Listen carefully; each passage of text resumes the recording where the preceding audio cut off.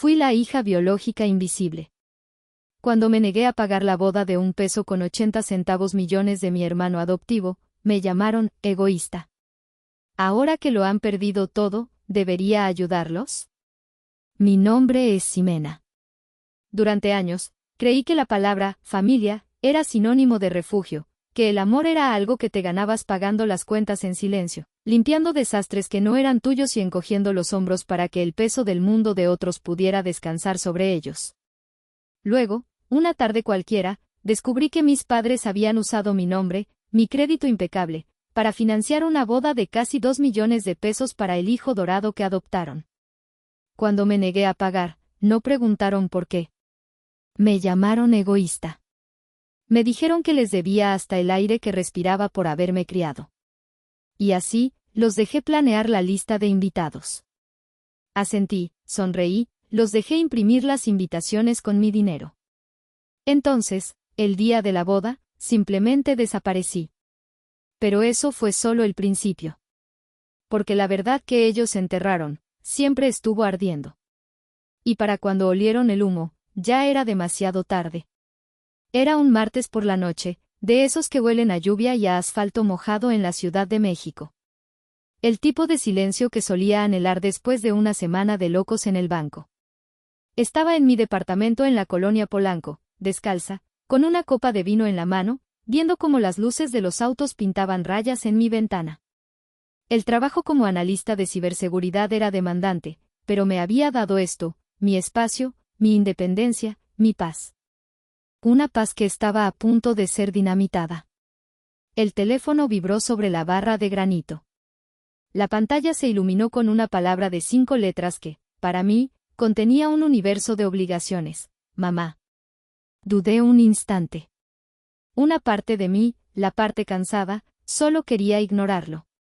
Pero la otra, la hija programada durante 32 años para responder, deslizó el dedo por la pantalla. Bueno. Ximena. Mija, qué bueno que contestas.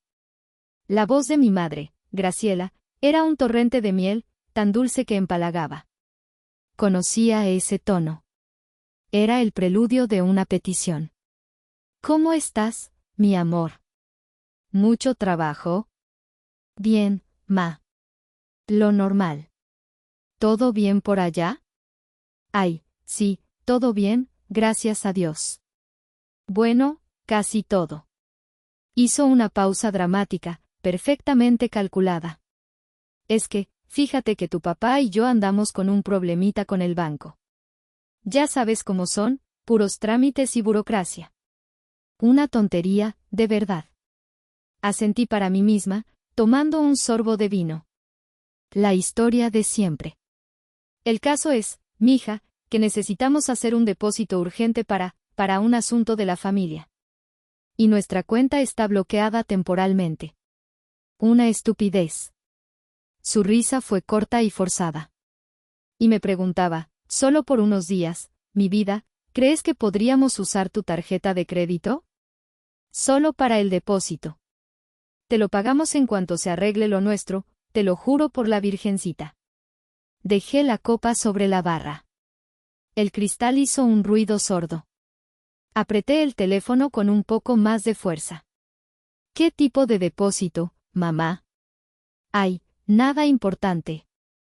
Respondió, demasiado rápido. Un pago que no puede esperar.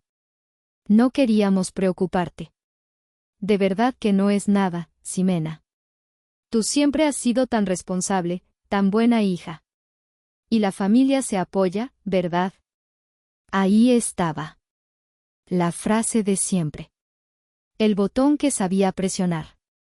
Miré mi reflejo en la ventana oscura. Sabía que debía decir que no. Pero ella siguió hablando, su voz se volvió más suave, casi un susurro. Eres la única en la que podemos confiar, siempre sacas las castañas del fuego, eres nuestro pilar. Quizás esa era la raíz del problema. Siempre fui el pilar. La hija biológica, la primera, la que todos daban por sentada hasta que necesitaban algo. ¿Solo unos días? Pregunté, sabiendo en el fondo que era una mentira. Prometido, mi hija. Gracias, mi amor. Sabía que podía contar contigo. Te queremos mucho. Colgó. Volví a tomar mi copa de vino, pero el sabor había cambiado. Se sentía amargo, como el presentimiento que se instalaba en mi estómago. No les había dado solo unos números en un plástico. Les había entregado, una vez más, la llave de mis fronteras. Esa noche, no pude dormir. Me senté en el sofá de mi sala, con la luz de la ciudad entrando a través de los ventanales, e hice lo que siempre hacía cuando la ansiedad me invadía, abrí el museo. No era un lugar físico, claro. Era un archivo en mi mente, una galería de agravios silenciosos y sacrificios invisibles que había coleccionado a lo largo de mi vida. La entrada era gratuita, y el único visitante era yo. Miré la única foto familiar que tenía en mi departamento. Estaba en un marco discreto sobre una repisa. Todos sonreían, mi papá, Arturo, y mi mamá, Graciela, y en el centro, con una sonrisa deslumbrante, mi hermano adoptivo, Leonardo. Leo. Yo estaba en el extremo izquierdo, casi fuera de cuadro, como si me hubieran añadido en el último momento. Esa foto era la pieza central de mi museo. El resumen perfecto de mi existencia, la hija biológica invisible. La primera exhibición en mi recorrido mental siempre era la misma. Se titulaba, La quinceañera austera. Tenía 15 años. Todas mis amigas tuvieron fiestas espectaculares, con vestidos de princesa y chambelanes y salones de fiesta. Mi celebración consistió en una cena en un restaurante italiano con mis padres y mis tíos. La economía está muy difícil, mija, me había dicho mi papá, dándome una palmadita en la espalda. Ya habrá tiempo para celebrar. Lo entendí. O fingí que lo entendía. 6 meses después, esa misma economía, difícil, pareció recuperarse milagrosamente. Mis padres organizaron una fiesta enorme, con carne asada para 50 personas y un DJ, para celebrar que Leo, de 17 años, había sido nombrado capitán del equipo de fútbol de la preparatoria. Vi cómo lo levantaban en hombros, como mi padre lo abrazaba con un orgullo que nunca me había dirigido a mí. Y entendí que la economía no era el problema. El problema era yo. Caminé por los pasillos de mi memoria hasta la siguiente sala. El título ignorado. 22 años. Me gradué con honores de la carrera de Ingeniería en Sistemas. La ceremonia fue un sábado por la mañana. Mis padres llegaron tarde, justo cuando estaban nombrando mi generación. Se fueron en cuanto terminó. Es que Leo necesita el coche para ir a una cita, ya sabes cómo son los jóvenes, se disculpó mi madre, dándome un beso rápido en la mejilla. Mi título, enmarcado con tanto esfuerzo, nunca encontró un lugar en la pared de la sala de su casa. Esa pared ya estaba llena de trofeos de fútbol, medallas de torneos locales y fotos de Leo celebrando sus victorias. Mis victorias, al parecer, no eran tan fotogénicas. La última parada del recorrido, la más dolorosa, era una instalación interactiva llamada El préstamo olvidado. 27 años. Una mala inversión dejó a mi padre al borde de la quiebra. El banco amenazaba con quitarles la casa donde crecí. Yo acababa de recibir un bono considerable en el trabajo, el fruto de meses de noches sin dormir y proyectos exitosos. Sin pensarlo 2 veces, transferí cada centavo a la cuenta de mi padre. Salvé la casa. Salvé su patrimonio. Nunca me devolvieron el dinero. Nunca hubo un plan de pagos. Ni siquiera hubo un gracias formal. Mi madre simplemente me abrazó y me dijo al oído, eso es lo que hacen las buenas hijas.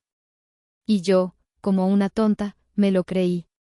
Creí que el amor y la gratitud se podían comprar con un sacrificio lo suficientemente grande. Me levanté del sofá y fui a la cocina por un vaso de agua.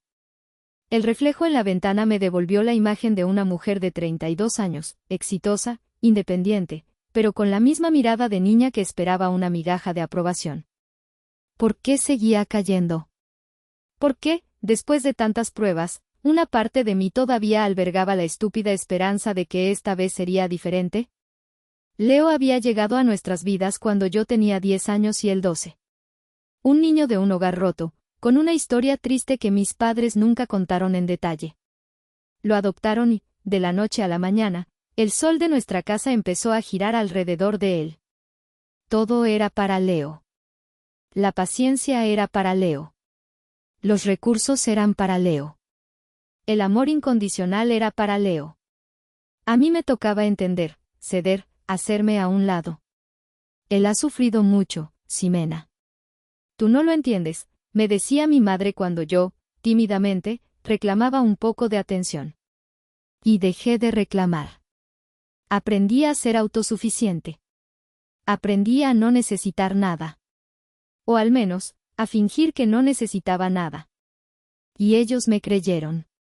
Me convirtieron en su red de seguridad, en su plan de respaldo, en la hija funcional y silenciosa que siempre estaba ahí para resolver los problemas. Pero mientras recordaba todo esto, una nueva sensación, fría y afilada, comenzó a abrirse paso entre la resignación. No era tristeza. Era rabia. Una rabia tranquila, profunda, que se había estado acumulando durante años en el sótano de mi alma.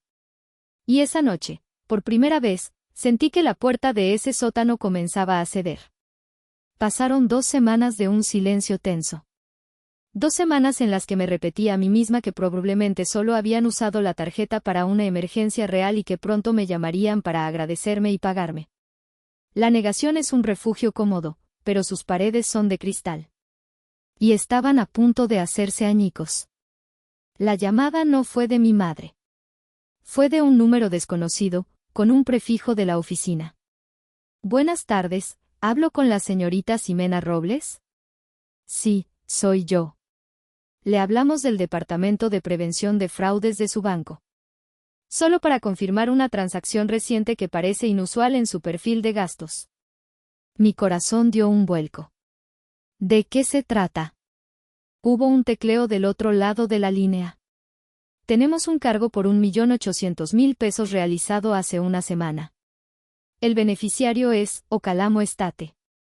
¿Usted autorizó esta transacción? 1.800.000 pesos. El aire se me escapó de los pulmones. La cifra rebotaba en mi cerebro, absurda, imposible. Ocalamo Estate. El nombre me sonaba. Lo había visto en una revista de bodas de lujo. Un lugar de ensueño en San Miguel de Allende. No, yo no autoricé eso, logré decir, con la voz convertida en un hilo. Entendido, señorita Robles. Procederemos a... Espere, lo interrumpí. Déjeme hacer una llamada.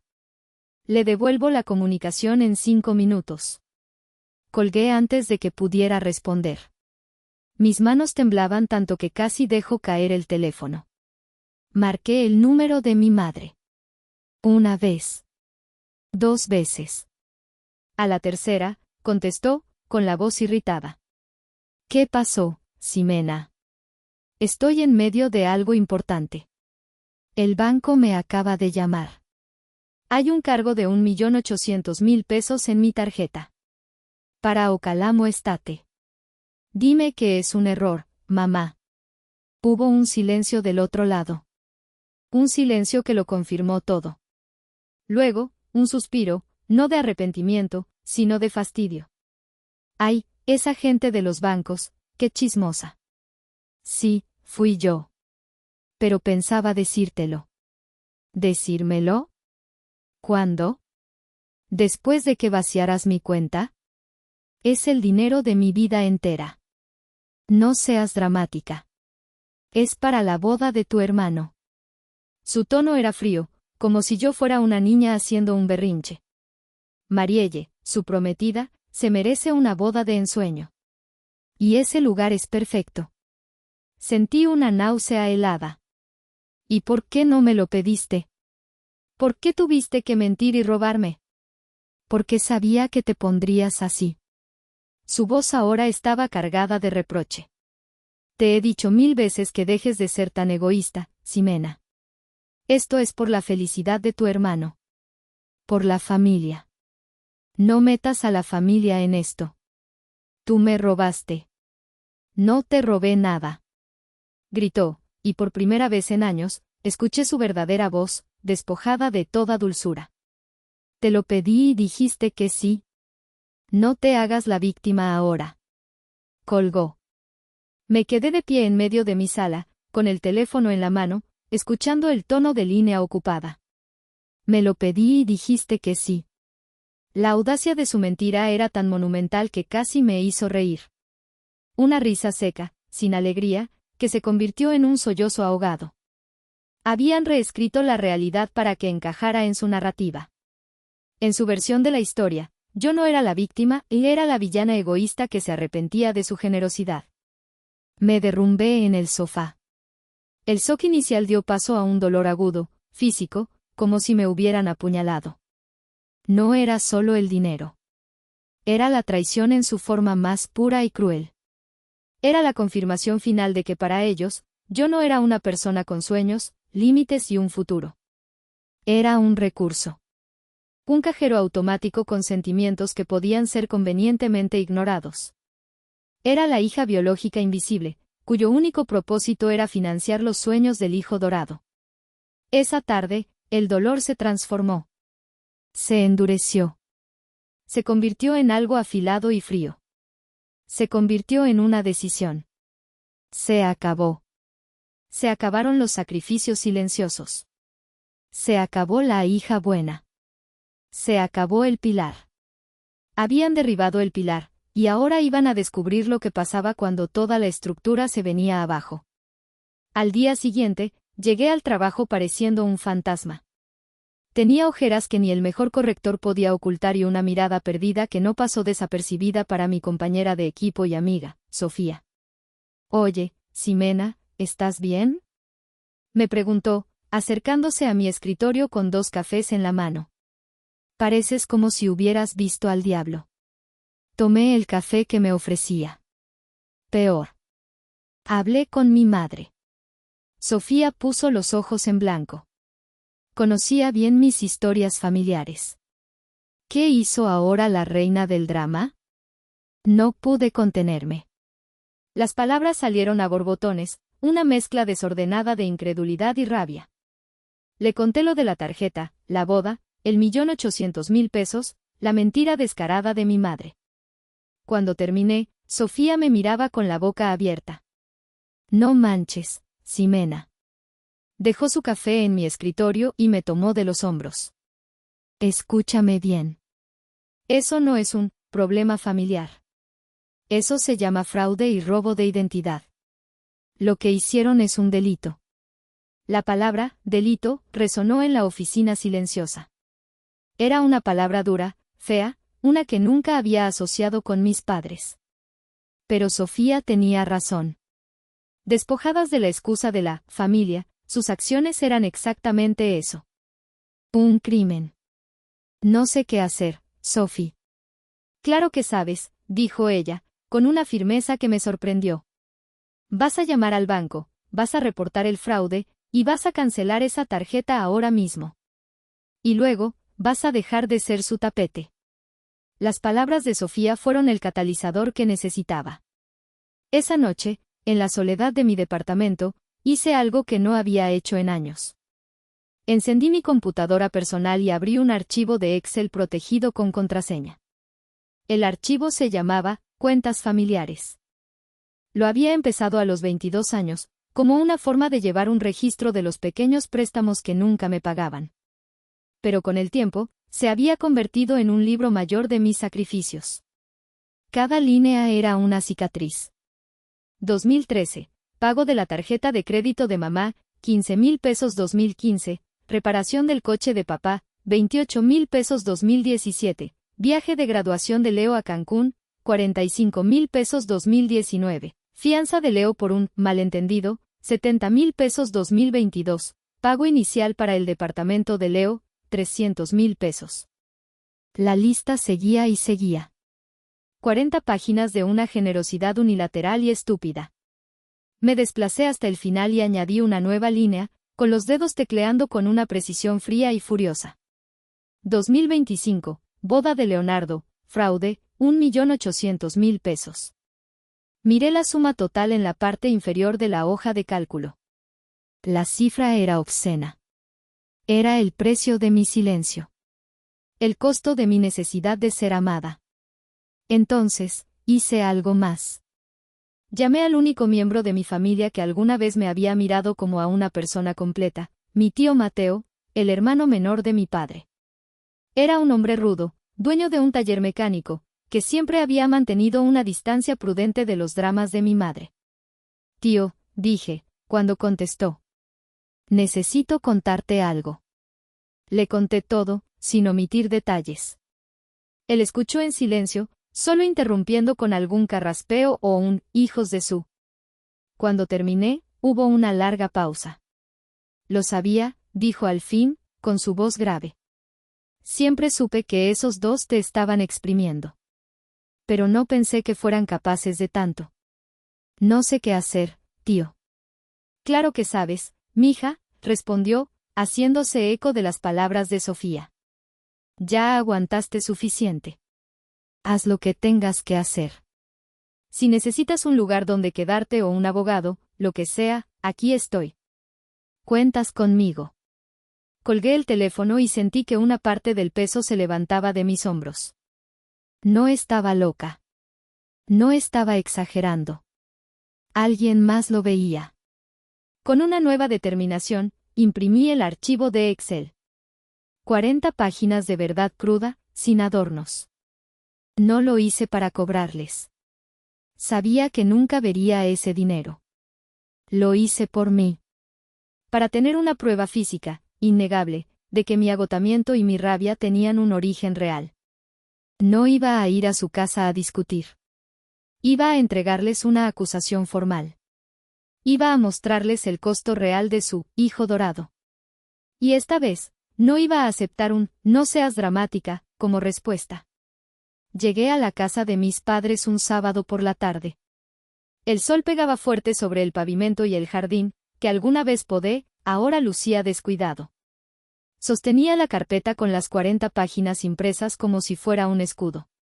Mi corazón latía con fuerza, pero mis manos estaban firmes. Se había acabado el miedo. Mi madre me abrió la puerta, su rostro se transformó de una sorpresa inicial a una sonrisa forzada. Ximena. ¡Qué milagro, mi hija! Pasa, pasa. ¿Quieres un vaso de agua de Jamaica? Ignoré su oferta y entré directamente a la sala. Mi padre, Arturo, estaba sentado en su sillón de siempre, viendo un partido de fútbol en la televisión.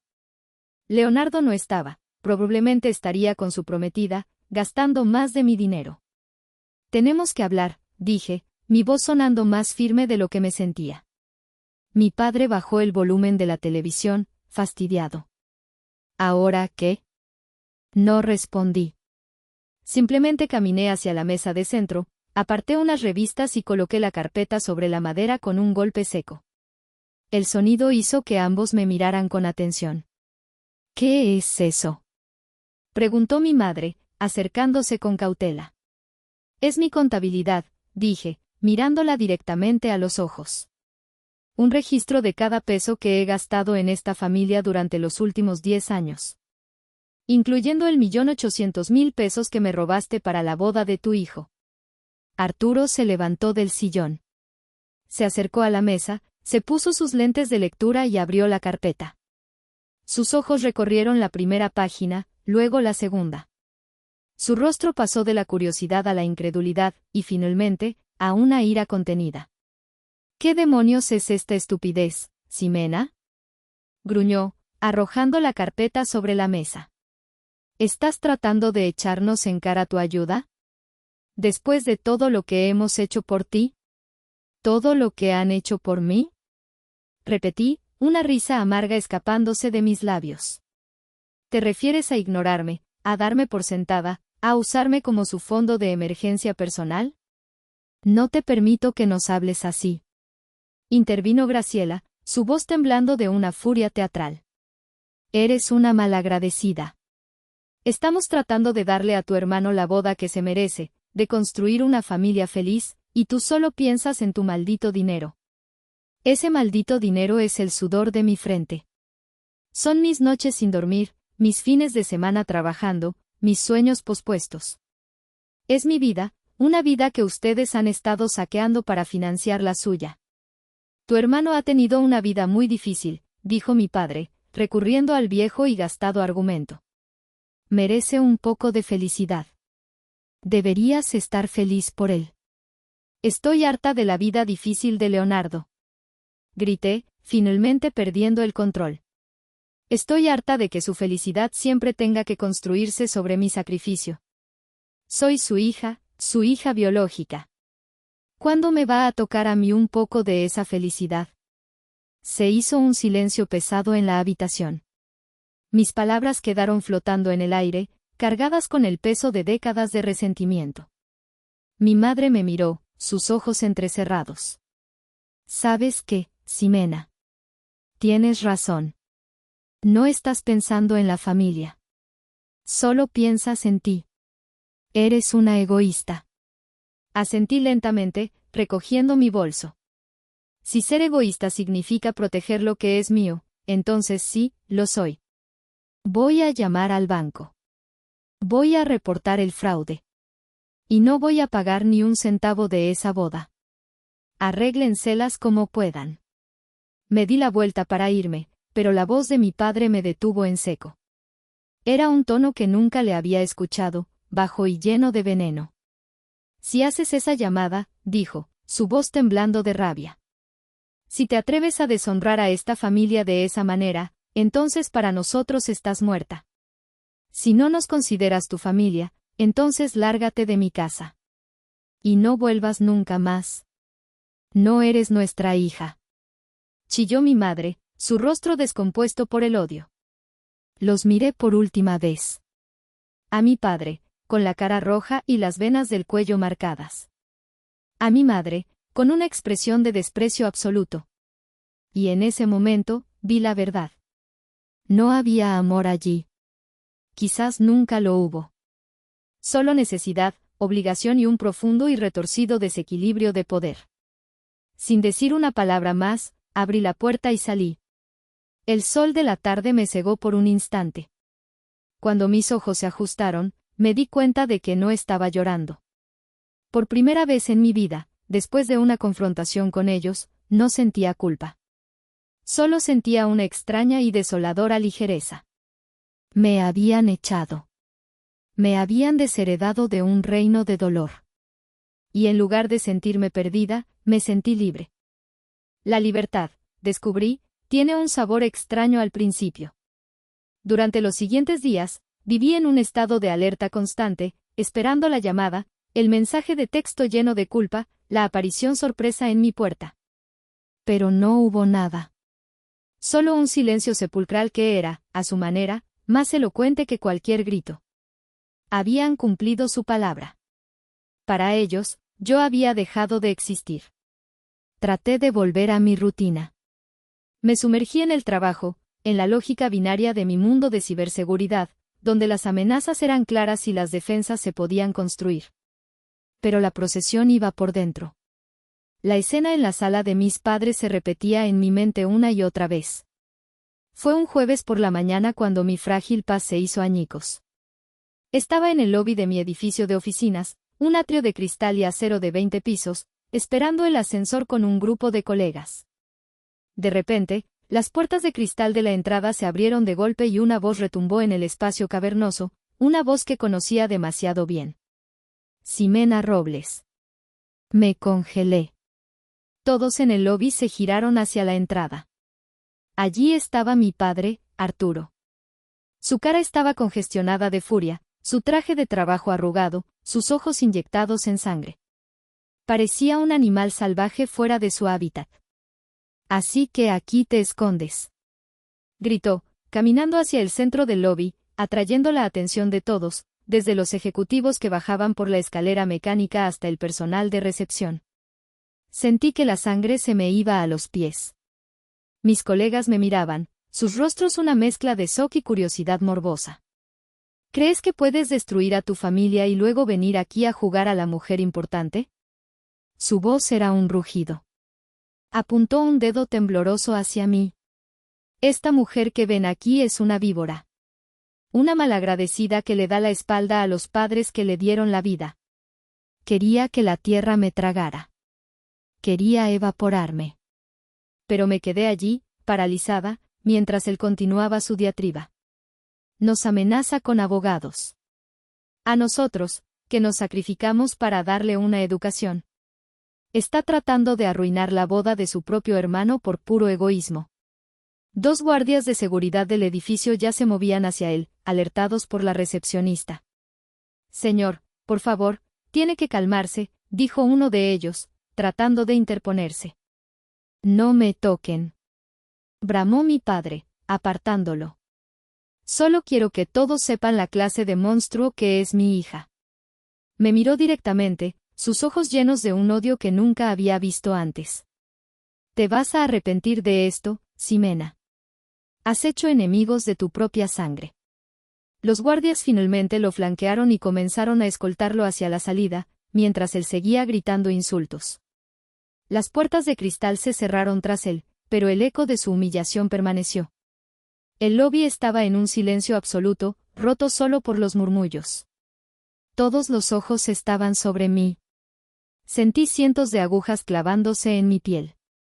Sin mirar a nadie, me di la vuelta, caminé hacia el baño de mujeres, entré en un cubículo y vomité. Apoyada contra la puerta fría, temblando, me di cuenta de que habían cruzado la última frontera. No solo me habían atacado en privado, ahora habían llevado la guerra a mi territorio, a mi vida profesional, a mi reputación. Y en medio de la náusea y la vergüenza, algo se solidificó dentro de mí.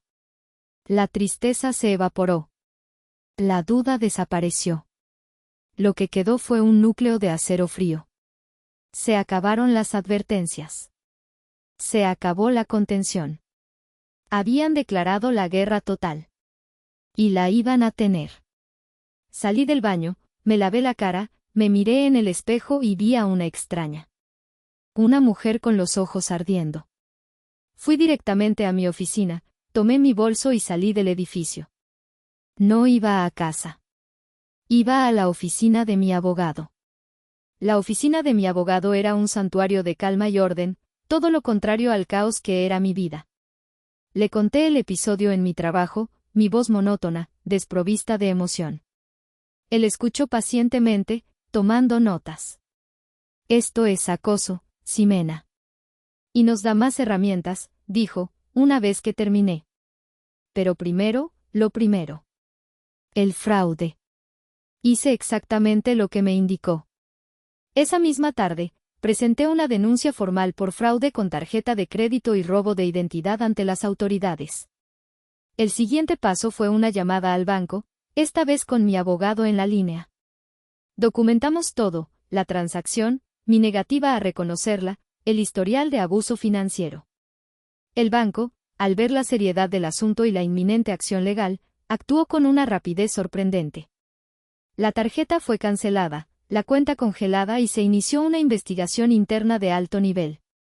Pero fue durante la revisión de los documentos para la denuncia cuando mi abogado descubrió la verdadera bomba. Ximena, ven a ver esto, me dijo, señalando un documento en la pantalla de su computadora. Era la solicitud de crédito para uno de los proveedores de la boda, uno que requería un pago inicial masivo. No solo usaron tu tarjeta. Mira esto. Me incliné y sentí que el suelo desaparecía bajo mis pies. Allí, en la línea punteada junto a la sección de codeudor/garante, estaba mi nombre. Y debajo, una firma.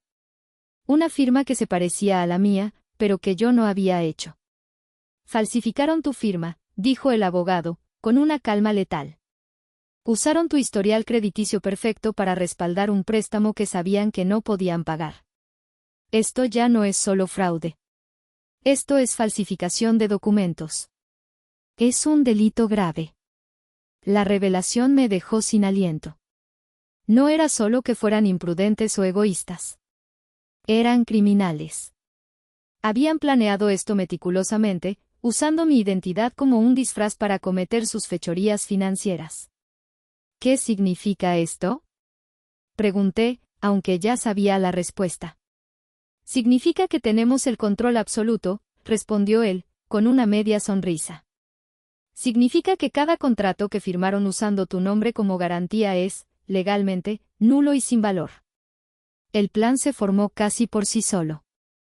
Era despiadado. Era quirúrgico. Era exactamente lo que se merecían. Durante los siguientes días, mi abogado trabajó sin descanso. Se redactaron cartas notarizadas, se adjuntaron copias de la denuncia penal y de la evidencia de falsificación. Los destinatarios, el administrador de Ocalamo Estate, el servicio de catering de lujo, la diseñadora de flores, la orquesta, la coordinadora de bodas. Todos y cada uno de los proveedores de la boda de ensueño de Leonardo. Las cartas eran claras, informaban que la garante financiera del evento, Ximena Robles, era víctima de un fraude y que cualquier contrato basado en su crédito o firma era inválido. Se les notificaba que cualquier intento de cobrar esos servicios sería respondido con acciones legales. Se les aconsejaba buscar el pago directamente de Arturo y Graciela Robles. Enviamos los correos certificados 48 horas antes de la boda. La cuenta regresiva había comenzado. No era una bomba de tiempo. Era un misil teledirigido, y el objetivo era el corazón de su arrogancia. Yo no estuve allí para verlo. No necesitaba estarlo. Me había refugiado en un pequeño hotel boutique en Valle de Bravo, con mi teléfono apagado, sentada junto al lago, leyendo un libro. Por primera vez en meses, respiraba hondo. Pero la historia me llegó después, a través de mi tío Mateo, quien la reconstruyó a partir de los relatos de otros familiares que sí asistieron al desastre. El día de la boda amaneció soleado y perfecto en San Miguel de Allende. Los invitados, la crema innata de su círculo social, comenzaron a llegar al espectacular Ocalamo Estate. La música clásica flotaba en el aire. Las flores eran exquisitas. Todo era un monumento a la opulencia. La primera grieta apareció 1 hora antes de la ceremonia. El coordinador de la boda, un hombre pálido y sudoroso, se acercó a mis padres con una carta en la mano. Era la notificación de mi abogado. Momentos después, el gerente del lugar les informó que, dado que el pago principal había sido congelado por una investigación de fraude, y el contrato de garantía era nulo, no podían proceder. Les exigieron el pago total, en efectivo o transferencia, en ese mismo instante. El pánico se desató. Mi padre empezó a hacer llamadas frenéticas, su rostro enrojeciendo por segundos. Mi madre intentó usar su encanto, pero los administradores fueron inflexibles. Mientras tanto, los otros proveedores, habiendo recibido cartas similares, comenzaron a llegar, uno por uno, como una bandada de buitres, exigiendo su dinero. El servicio de catering se negó a servir la comida. La orquesta guardó sus instrumentos. La diseñadora de flores amenazó con llevarse todos los arreglos. La boda de ensueño se transformó en una pesadilla humillante frente a 200 invitados. Leonardo y su prometida, al enterarse de que todo era un castillo de naipes construido sobre mi dinero robado, tuvieron una pelea explosiva en medio del jardín. Ella le gritó que era un fraude, igual que su familia. Él la llamó interesada. El compromiso se rompió allí mismo. Meses después, supe que mis padres tuvieron que vender la casa para pagar una fracción de las deudas y las demandas que les llovieron. Leonardo se mudó a otra ciudad, avergonzado. La familia implosionó. A veces, recibo mensajes de números desconocidos, de tías o primos lejanos. Me dicen que fui demasiado lejos, que la familia es la familia, que ahora que mis padres lo han perdido todo, debería perdonarlos y ayudarlos. Leo los mensajes y los borro. Ahora vivo en un lugar tranquilo, cerca del mar. El sonido de las olas es el único ruido que interrumpe mi silencio. He recuperado mi dinero, pero lo más importante es que he recuperado mi vida. Ya no soy invisible. Me veo a mí misma, clara y completa. Y mientras miro el horizonte, a veces me hago la pregunta que otros me hacen. Ahora que lo han perdido todo, ¿debería ayudarlos? Pero sé que la pregunta no es para ellos. Es para mí. Y la respuesta, por fin, es simple. Ya lo hice. Durante 32 años. Y ya no más. Gracias por escuchar mi historia. Si te ha gustado, No olvides suscribirte y dejar tu opinión en los comentarios. Me encantaría saber qué hubieras hecho tú en mi lugar.